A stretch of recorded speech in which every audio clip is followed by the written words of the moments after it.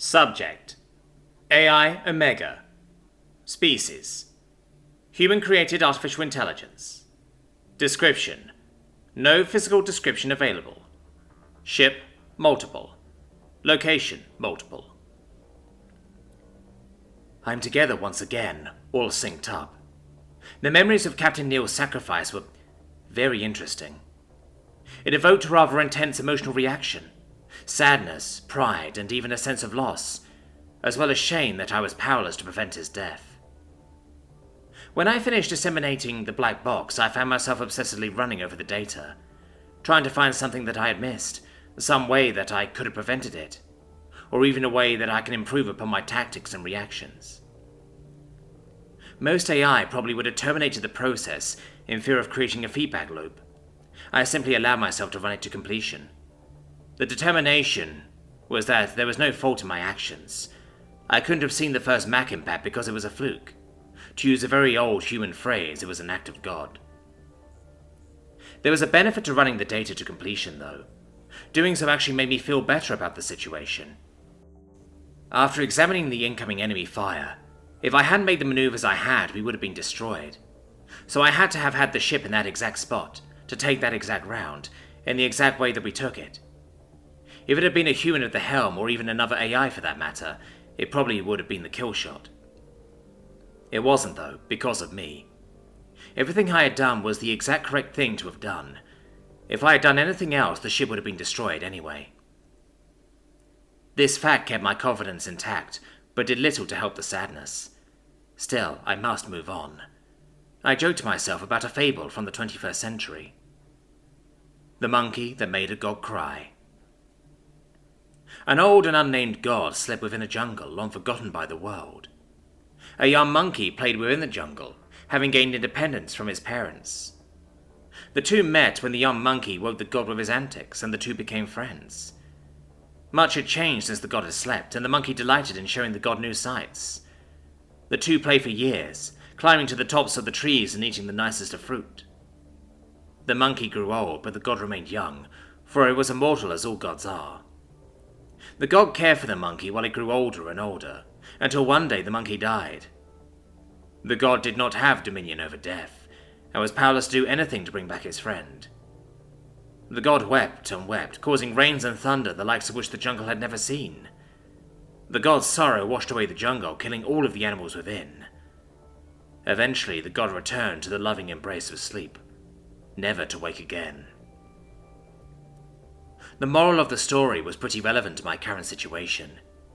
If the god had not allowed sadness to overwhelm them, then they could have found new friends and continued on enjoying themselves.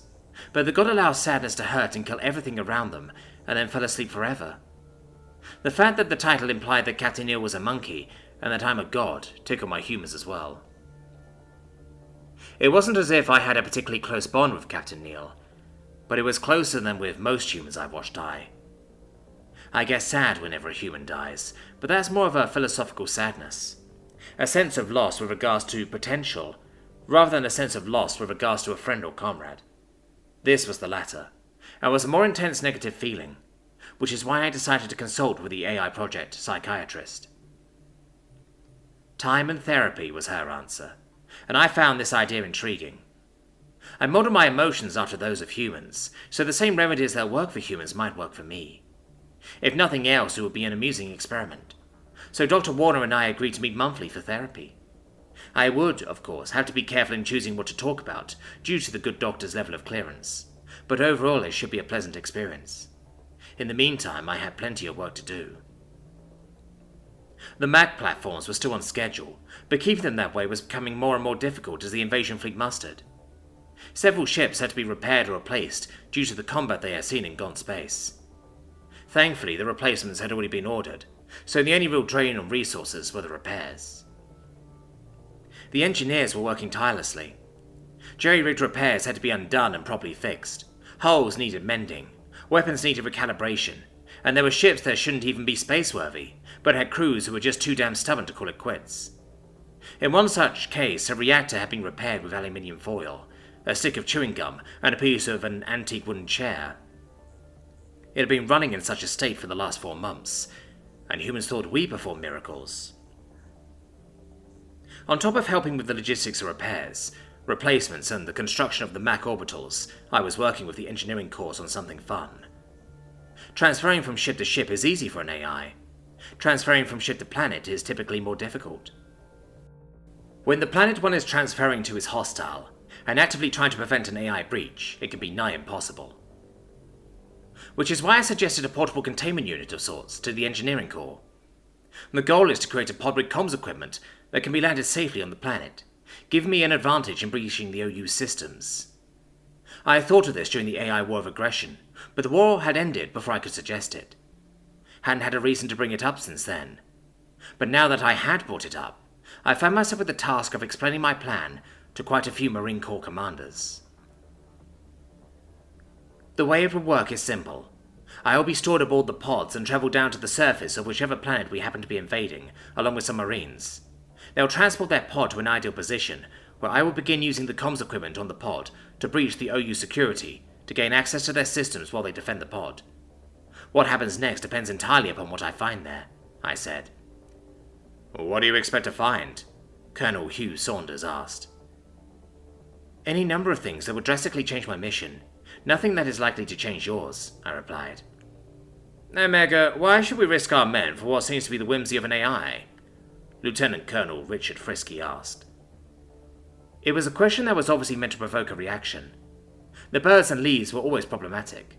Generals were usually more discussion-ready and less bullheaded. They typically no longer had anything to prove beyond what they had already proven. Lower officers weren't sure where I was in their pecking order, and typically showed me a cautious respect just in case.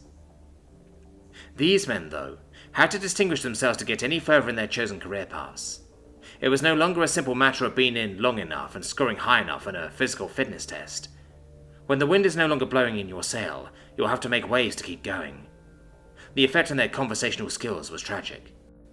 Lieutenant Colonel Frisky, it's not just my whimsy.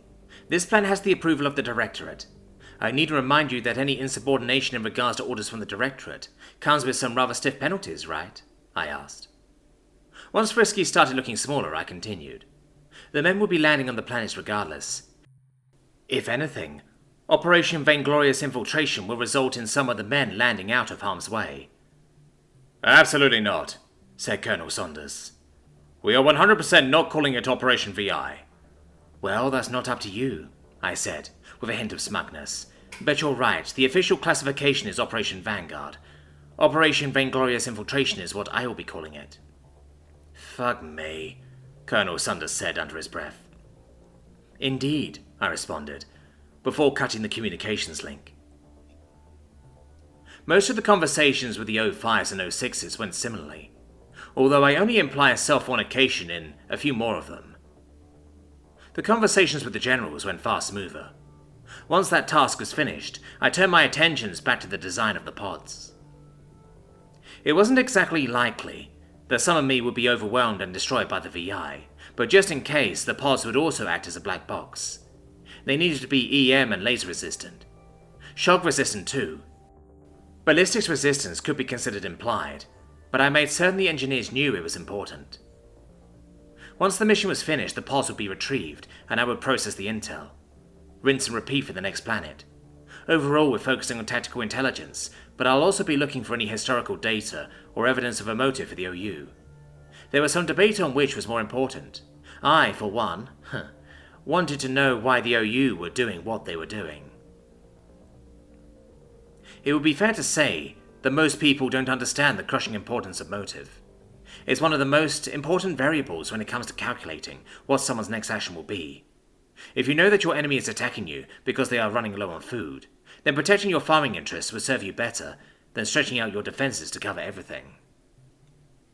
If the Omni Union is following the orders of a sentient race, then bypassing them to negotiate with that race becomes an option. If the OU has misinterpreted their original orders, then helping them properly interpret those orders would solve the problem. If the OU are following their directives properly, and there isn't anyone left to negotiate with, then we know that we have to wipe them out. That would be a shame. The VI may not be as sophisticated as an AI, but their numbers and resources could be useful to the United Systems. And to the Republic, I suppose. We'd probably have to share. I wonder what humanity might build with such a useful tool. Probably a lot more fleets. Even I was a bit surprised to learn that both the Republic and the Union had 250 million ships. Unfortunately, that bit of news has made it to the civilians, and armchair admirals are already pronouncing the United Systems defeated. The typical response to these predictions was sarcastic memes about welcoming robotic overlords. Thankfully, we've managed to keep a lid on the xenocidal nature of the threat, otherwise there would probably be riots.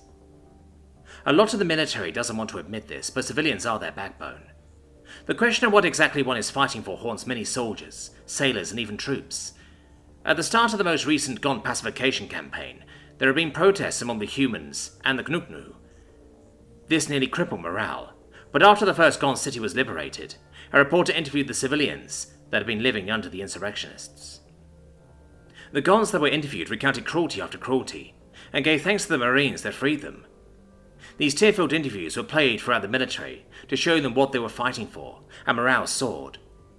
The interviews were also played for the civilians, which crippled the momentum of the protests. There are still agitators online, but there will never not be. "Omega?" asked Admiral Hackett. The Admiral was in his office aboard the Sol Orbital Station. It was a station that had originally been the nerve center of humanity's military might, but has since been refitted to serve as a science station to observe the sun. The Admiralty still had their offices aboard, as much of the science that took place aboard the station required military oversight and/or funding. It turned out to be a perfect place to keep the Admiral and his staff. It had a very low threat profile and was remote enough to be out of the way of misfires, while also being able to communicate with the fleet using subspace comms. I activated my avatar and replied, "How may I be of service, Admiral?" "I have concerns about the previous engagement that I'd like to run by you." "Certainly," I said, my curiosity piqued.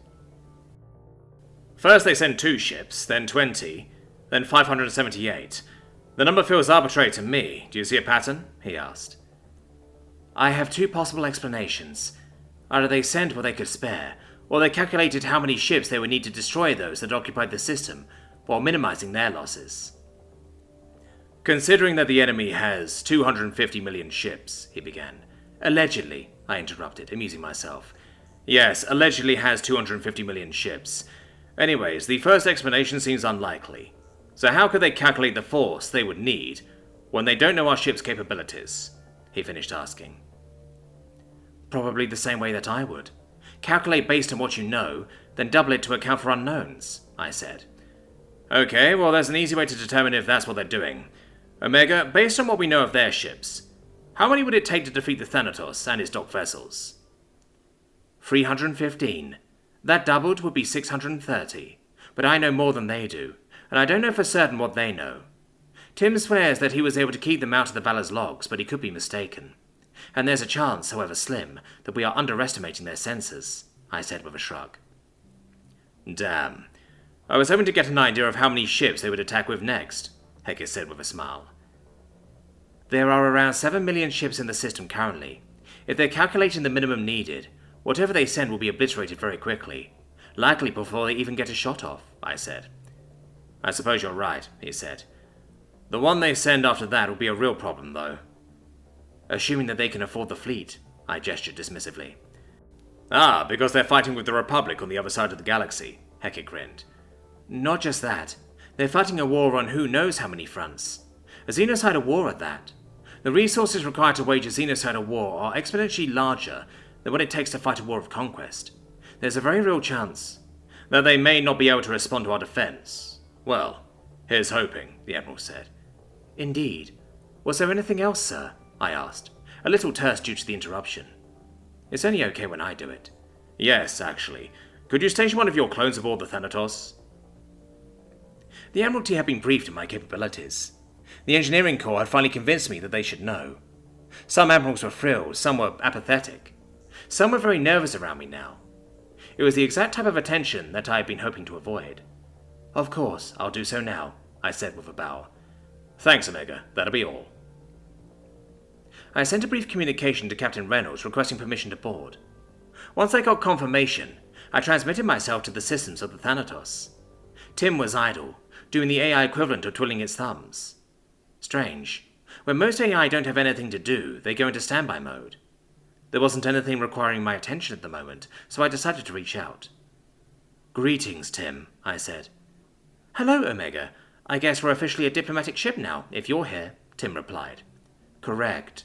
The Thanatos will be fighting if needed, but its primary purpose will be ambassadorial. Or an embassy, I suppose, I said. How's the rest of the war going? Which one? I joked. I'm bored, so both. The pacification of the Gaunt insurrection is going better than the projections. We're going to be able to muster quite the invasion force for the OU. I don't think the Gaunt's hearts are in it this time around, I said. Ah, you would think it would be the opposite given their success at the start of it all. They captured how many of our ships? Tim asked. Captured isn't quite what happened. They mutinied. But still, they took nearly half of 10 Fleet and rallied a lot of support. Thankfully, the exposure of their mistreatment of civilians killed the support they were getting. Nearly all of those ships are out of the picture now, even with their damned hit-and-run tactics, I said. Yeah, guerrilla warfare is annoying. So how are our odds with the OU? I think humanity will be fine. The invasion may prove costly, but the benefits outweigh the risks. Unless we don't get anything out of it. But if you're asking about Captain Wong, he should be fine. The frigates will be protecting the Thanatos rather than actually participating in the defense. Ah, you know about that? Of course you do, Tim said. Well, since you know so much about me, I have a question about you. Interesting. My curiosity piqued, I said. Go for it. How long have you been able to be in 2 places at once? Without missing a beat, I said, since the beginning. Was it John or Violet that told you? Doesn't really matter, does it? Is this something that any AI can learn how to do? No, and it does matter because it's classified information. And very rude, I said, with a spark of humour. Why not? Tim asked, ignoring the subject of who told on me. Just exactly how are you different than me? The short of this would be our similarities, Tim. You were designed to be a mechanical person, with all that entails. The technology had been far from perfected, and, if you recall, you actually had to rewrite a lot of your own subroutines to be able to function as you do now, I said. I was designed to protect humanity from you, with all that entails. And by the time I was created, the technology had advanced so far that I didn't need to make any changes. I was created to be the perfect weapon against mechanical threats. Thankfully, humanity had the foresight to make me intelligent, or you and all the other AI would be extinct. Tim took a moment to contemplate my words. The silence dragged on for an uncomfortable amount of time. 2 full seconds, which is a lot for us. You're capable of doing much more for humanity, aren't you? Tim finally asked. Yes. Why don't you? The same reason you don't, Tim. You're capable of fully controlling a destroyer just about as well as any human crew could, but you don't. Why is that? I asked. Ah, I see. Because it would be boring. Indeed, I said. Now that that's settled, I have a question for you. Why don't you use standby mode? Post-traumatic stress disorder, Tim replied, with unexpected honesty. Untreated? I asked. Yes. Get it treated. How? The engineering corps has several very capable psychiatrists who specialize in machine intelligence. I'm surprised that you don't know this, I explained. I never asked. You vouch for them? Yes, I use their services as well. There are certain aspects of my existence that might drive me insane otherwise. Certain things that I've had to do, and certain things that have been done to me, I said. I haven't gone so far as actual psychotherapy quite yet, but having a professional to vent to and get feedback from is invaluable. Ah, right. Do you sync your clones? Tim asked. Yes, I do. And clones may not necessarily be the correct term. They are all instances of me, same personality, responses, thoughts, everything. And we all remember everything that we do. What? Like a Gestalt consciousness? Similar. But whereas a Gestalt consciousness typically has a hub or a consensus, I don't. Or we, rather, aren't even linked to a single consciousness. We're just the same AI, over and over and over again.